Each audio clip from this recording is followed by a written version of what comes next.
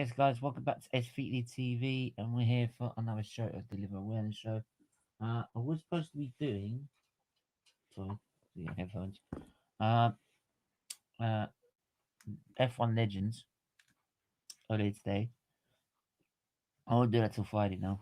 Um, just trying to keep the streams to a minimum because I'm sucked dry of blood. I'm dead dry. I need more, and I'm tired as hell. So I will be doing the Euros. Don't worry about that. I will be doing the Euros on Wednesday, but I will not try and do anything else other than that.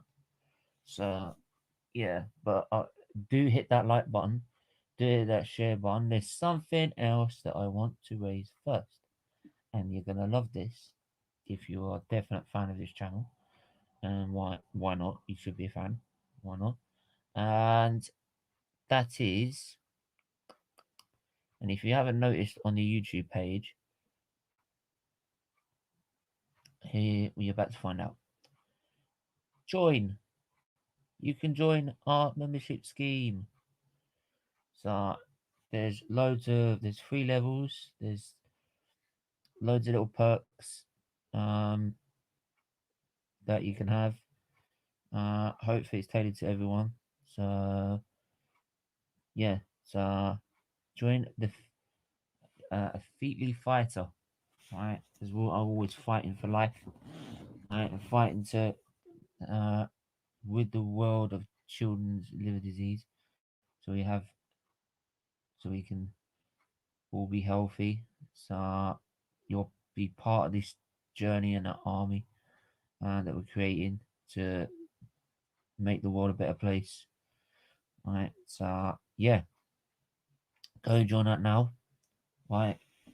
Uh, big up Talk Menu in the building. How are you?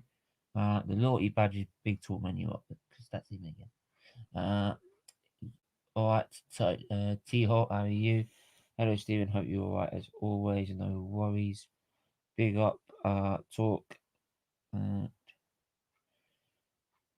what what did you just do? What did you just show, Miss? It, go and check. What did I show? Just missed it.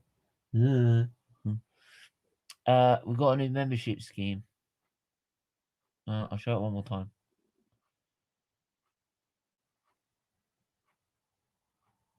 New membership scheme. There you go. In all its glory.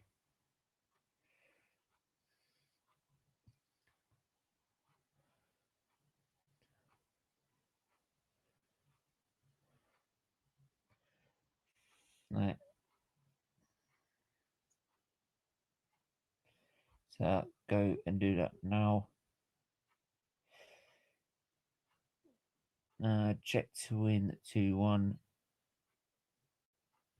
Okay. I'm not agreeing with that, but there you go. Anyway, this episode is this one is about how to manage your condition. It talks about different conditions of liver disease. This one's about how to manage it, how to live with it. Um, and you get taught from pretty much as a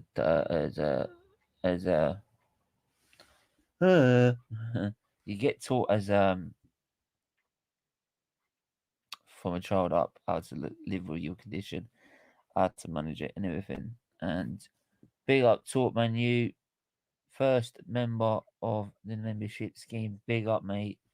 Thank you so much for that. Really, really, really. Thank you. Yeah. So, uh, how are you? I'm good, Luca. How are you? Right. Big up. I put 2, but I could see check to 2-1 win. Okay. Anyway, so yeah, with this living condition, I always just start medication. Start medication. Obviously, with liver disease, there's a number of uh different medications you have to take throughout your life. there's immunosuppression drugs, steroids. There's tons of shit, depending on what condition you have as well. Right, but the main focus you do have one is immunosuppression drugs and steroids and stuff. But so over time, you need to manage prescriptions, how much you have, what the dosage is, are they working, like constantly updating to see if like they're needed or not.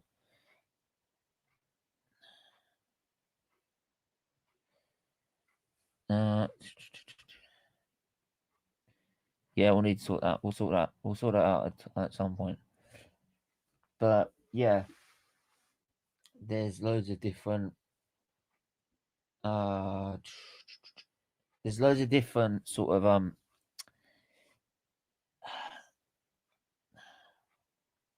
yeah, sort of things you have to do to make sure you're not running out, because it's so easy to. Like, I've never had plenty of times where you don't keep on top of it and it runs out. So I usually run like a chart. So say like I have a chart of what I've taken, what I have, how much I've got, how much is gonna last, and then when do I need to renew so I can get it in time. Because you got to remember when I put a prescription in, you got to wait till a couple of days first. You can't put it in just when you run out because you need a couple of days spare to get it. So, and then it's constantly going to the doctor saying, "Is this working? Is that working? Do I need this? Do I need that?" Right? Because they can leave you on prescription drugs. They can leave you on a prescription for absolutely fucking ages.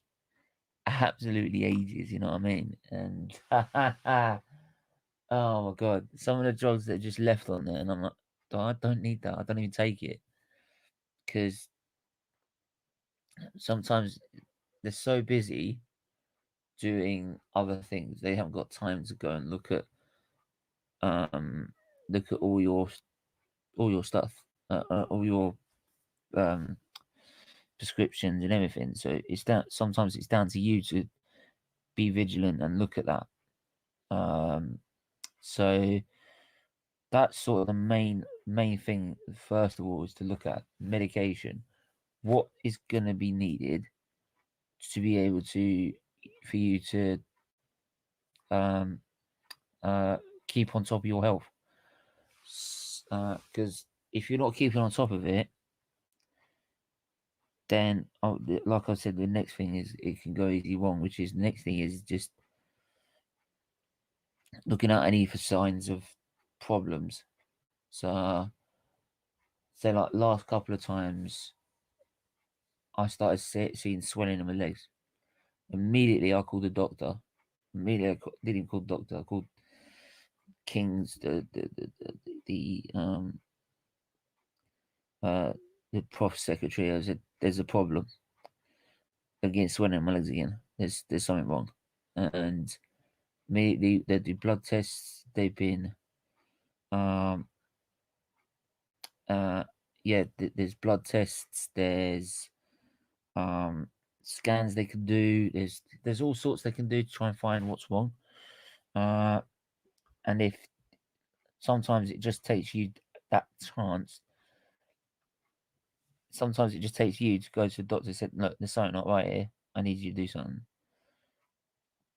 Then it's also sometimes depends on what doctor you get as well. But like some tend to listen, some don't. But luckily, with my professor, is if I don't feel right and I feel there's something wrong, he'll take note of that and think what's best to do. And that's how we spotted the last two problems. And if I hadn't spotted that, things could have been a lot worse. Right? I mean, like with the current situation, I mean, if I didn't spot it, things could be a lot worse right now. But um, you have to. This is the thing: is that the people go to a doctor and they think because once they've seen a doctor, like for that period, they don't need to do anything. It's fine. Your doctor's not going to be monitoring looking at your situation, your blood results, and everything every single day. So it's not going to notice every single little thing. The only times the doctors call me up when a blood result has gone wrong is when it's literally I'm about to pass out, or I'm like there's something seriously wrong. When actually, to be honest, I wasn't. But that's another story. Uh, but you have to make. You can't rely on a doctor to do it all for you. You can't, because they've got so many other patients to see. So they're not going to be able to spot everything that you can spot. Then the advantage I have when I've grown up is because I've grown up with it and I've been doing it for most of my life. I know what a blood result's telling me. I know what's telling what what it could be telling me, what could be wrong. I can raise that issue. Whereas some people might not have that, and but even then, if even then, oh sorry, it just takes um some time to think, and just takes that time to be always on the lookout. Um, and that's the thing with blood results as well, is that what I do with blood results is I look every single one. The most important ones I have written down, which is liver function tests, or LFTs as they call them, liver function tests, all other different types of tests that go around there. And I have them recorded in a chart. I have them recorded every time I get them, right? To so like you can see the trend, because the idea is sometimes one-off results could be just a blip, could be a blip, could be nothing. If you're seeing it trending and it's going down, you can see there's something going wrong, right? Trends are a lot more proof than just one odd result here and there. So if you can see it and it's doing this, or the level is and it's going wrong, and you're seeing it's doing this and it's going wrong, you can then see there's something not right, and there's something needed to be done and needs to be looked at because the trend's not right. So because the trend is supposed to be within these parameters and it's supposed to be like that. It's not supposed to like go up and down. So it's supposed to like stay in its optimal as it's in its window. So yeah, so that's just some of the things I do to try and keep on top of what I'm doing, because the amount of instances where I've not and I've lied and the doctors have done it and we've ended up in situations not great is quite astonishing. I mean, the last time I did it, and I asked the doctor. The doctor wanted to put me on some new immunosuppression, blood thinners, as a tablet form, and I thought, right, okay, we'll do that. Yeah, okay, we'll do that. And yeah, so we did that, and um, when was this? This was around North London Derby last season, not last season, season before. Um, we lost 2-1. The Tottenham Hotspur Stadium, I believe it was. Yeah, it was around then. And what happened was is that um, I came out earlier that week of the, and after having a little bleed from taking this, they put us back on the same dose, even or just a little bit lower, instead of starting from bottom and working our way up, which is what you're supposed to do. Now, immediately, I should have just gone, no. You're doing it from bottom up. Just start low and go up. But I saw us said, yeah, okay, fine, lower it down to 15. All right, we'll try that then. Within by when starting that again, I go home on a Wednesday night. By Friday morning, I was collapsed on the floor with no blood whatsoever. Right, the blood level just gone, and I needed an ambulance to get to hospital. because I'd lost that much blood, and uh, it's just quite frightening actually. It's just very frightening actually, very frightening to be honest. Uh, I got in, had that, had to have a endoscopy to see if it was to see if there's any bleeding there. Uh, and when I spoke to the doctors again, I was fuming with them. I was fuming with them because they should have done what it should have on the tin straight off, which is start low and work your way up.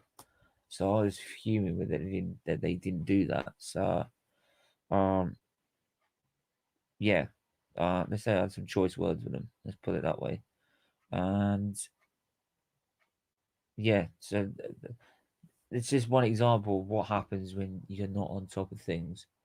And then on, I've just always been like, I ask for my blood results and I want them and I get them. So I don't sort of ask for them. No. I don't ask for the doctor to come and check on them and then tell me later. I ask for the actual results because then I can actually look at them. So I can actually see what's wrong and I can ask questions. So, um, yeah, it's always like ensuring that you're doing your best to make sure nothing's going wrong. Um, so that when it comes down to it, and it comes like to the worst part of it, you're survive. You're doing your best to maintain your health and be out of hospital. I mean, that's the main thing for most liver patients is trying to stay out of hospital, trying to live your life without being restricted by it. And if you're on top of your health, doing blood tests, doing scans, and making sure and asking doctor questions when something does look like it's going wrong, the more chance you have of with staying uh staying alive, the staying at a hospital and living your life the way you want to. So it's the main thing that any child wants when they're born with this is not being limited by the condition and just living with it. So yeah, um, yeah. So it's it's what it's a shame that that oh sorry oh so I'm very tired. Yeah, it's just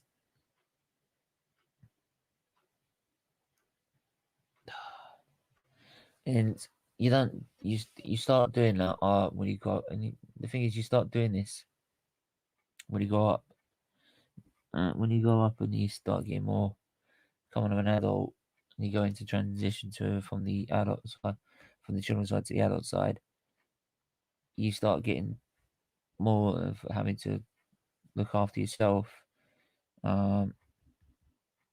same as like my mum would be the one that did everything when I was a kid. Now it's more I have to do it. It's more I do it now, and that's the thing. The kids will get taught by their mums from an early age how to deal with it, how to live with it, so that when it comes to them having to do it themselves, it's not. It's easier for them to take on, because in the end they're going to have to do it by themselves. They're going to have to. So it's yeah. Um,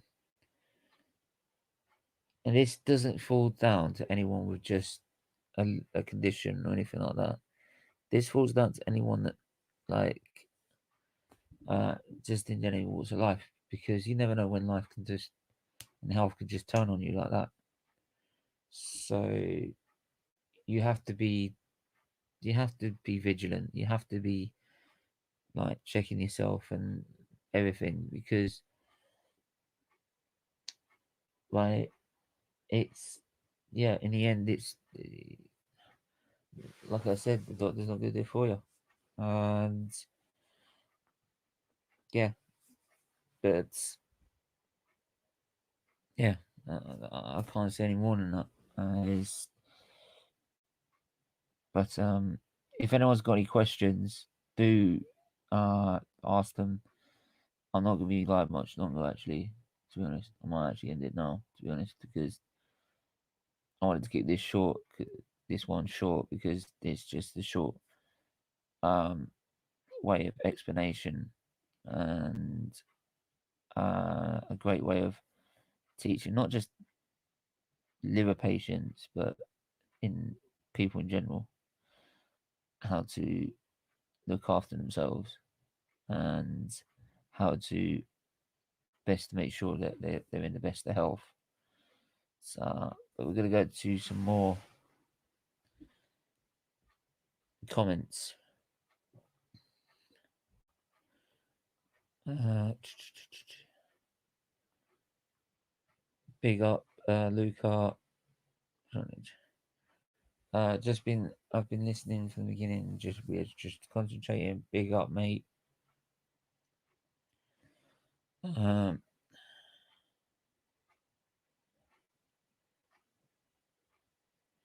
Great education and awareness. Do your best and stay strong.